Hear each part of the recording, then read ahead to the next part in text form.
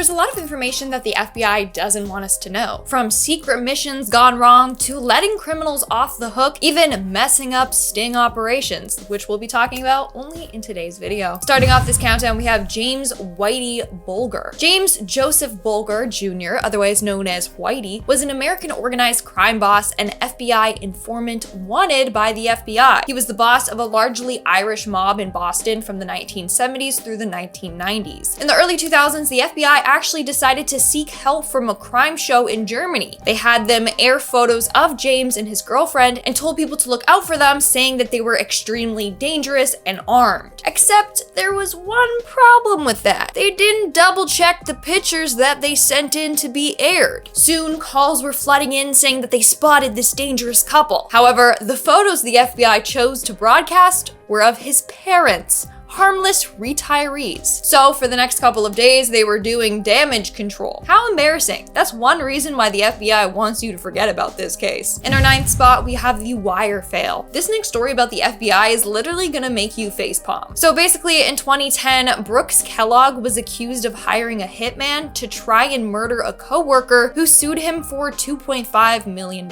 So the FBI decided to do a sting operation to get Kellogg to confess to his wrongdoings. So they sent an undercover agent in with a hidden camera and audio equipment. Only problem is that there was a faulty wire. Now, wouldn't you think that they would double, even triple check to make sure that there were no technical issues before sending him in? But they didn't, so it didn't record audio during the confrontation. As a result, he was almost let off the hook. In our 8th spot today, we have the fantasy tape. In 2008, the FBI was investigating an unsolved murder case when a tape was sent to them. On the tape, it sounded like someone getting tortured. Ultimately, they thought that this tape had to do with the unsolved case that they were working on. Boy, were they wrong, and it's embarrassing. Turns out that the tape actually belonged to a Tennessee judge. His secretary handed it over to the police after she was fired, and it's not of someone being tortured. The judge had made a tape of his sexual fantasies. Apparently, the tape contained, and I quote, graphic, erotic situations intertwined with legal dictation made by now former Judge Hagler. Due to this scandal, the judge did resign. How embarrassing for both the judge and the FBI, who thought that it was a solid lead. In our 7th spot, we have Whitey Bulger Part 2. So like I mentioned, this guy was an organized crime figure that also was an informant for the FBI. And the FBI knew that. In fact, they ignored that side of him if he promised to give them information about the inner workings of an Italian American crime family. There's just a lot of things that they let slide with this guy that they definitely shouldn't have. Plus, one of the reasons why he was on the run in the first place was because his former FBI handler told him that they were coming for him. So he fled and went into hiding for 16 years. Imagine that. Coming in at number 6, we have Christine Collins. In 1928, a woman named Christine Collins made headlines after her young son, Walter Collins, went missing. At that time, the FBI was dealing with a number of scandals, so they thought, hey, if we find this woman's missing son, that would look so great on us.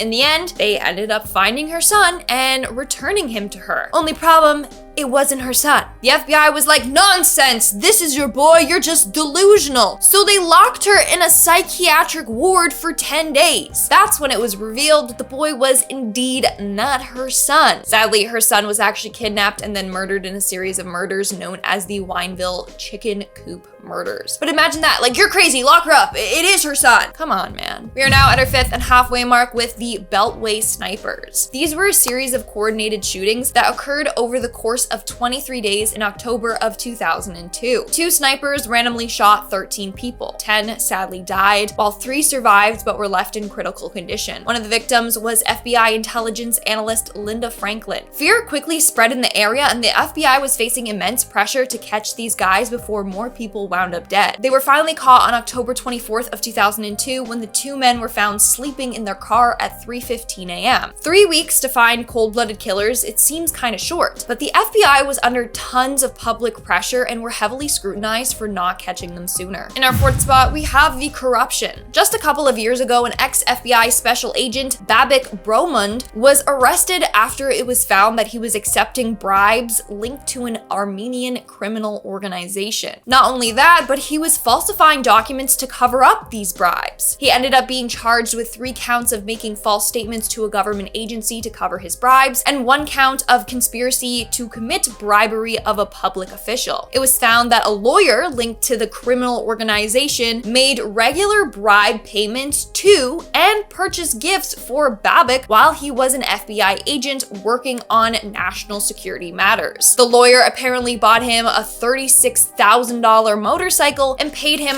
$30,000 for a down payment on a second home in Lake Tahoe. All this among other things. In return, Babak would do things for him like diffuse any law enforcement interests in him, and he would also search the FBI database and find out what dirt they had on him and others. In our third spot, we have Larry Nassar. Back in 2015, news broke that young women, a part of the USA gymnastics team, were being taken advantage of by gym owners, coaches, and staff, one of them being Larry Nassar. Larry is said to have taken advantage of at least 250 young women since 1992. And apparently, the FBI severely mishandled this case. For example, in July of 2015, the FBI were first notified about the allegations against Larry. It took them until September 2016 until they started to actually investigate him. By then, 70 more athletes were taken advantage of by him. Not only that, but he was caught lying to the FBI on multiple occasions, and they did nothing about that. An attorney for 150 of the women called the FBI out and said, and I quote, "When an ordinary American citizen lies to the FBI in the course of an investigation, they are prosecuted. Yet no charges have been filed against anyone as a result of this 5-year investigation." In our second spot, we have Stoneman Douglas High School.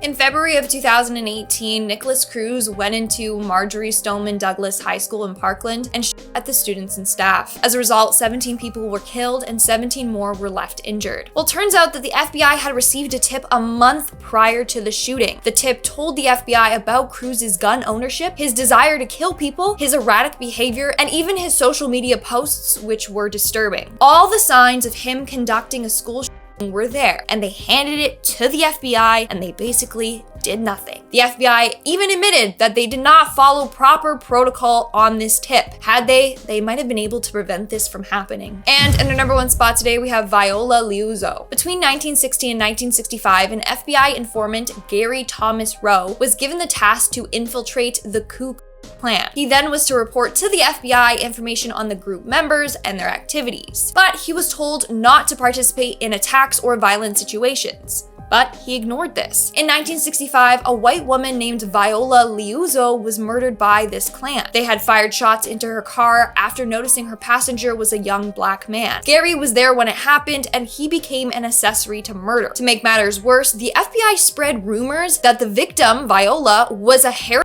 addict, a member of the Communist Party, and that she abandoned her children to have sexual relationships with African Americans involved in the civil rights movement. Meanwhile, she was a civil rights worker that just wanted to help people, and all that stuff was just made up by the FBI. Alright guys, that's all for today's video. Let's move quickly along to some comments. I'll be shouting out comments from the video, Top 10 Secret Warfare Experiments the Government Doesn't Want You to Know. Unknown Channel commented Navi Yazdinal, which is my name backwards. So I really don't know why they did that, but yes, that's my name backwards. It's Navi Yazdinal. Reminds me of Stanley Yelzina, or whatever his name was from Holes. If you know, you know. And Closton1 commented, looking real 90s on this one. I love my overalls. And I'm glad you said that because I love the 90s. All right, guys, that's all the comments I'm shouting out for today's video. Make sure to comment something down below for a chance to be featured in my next comment shout out. And as always, don't forget to give this video a big thumbs up and subscribe to Most Amazing Top 10 for more amazing videos. I've been your host, Lindsay Ivan, and I'll see you when I see ya. Bye.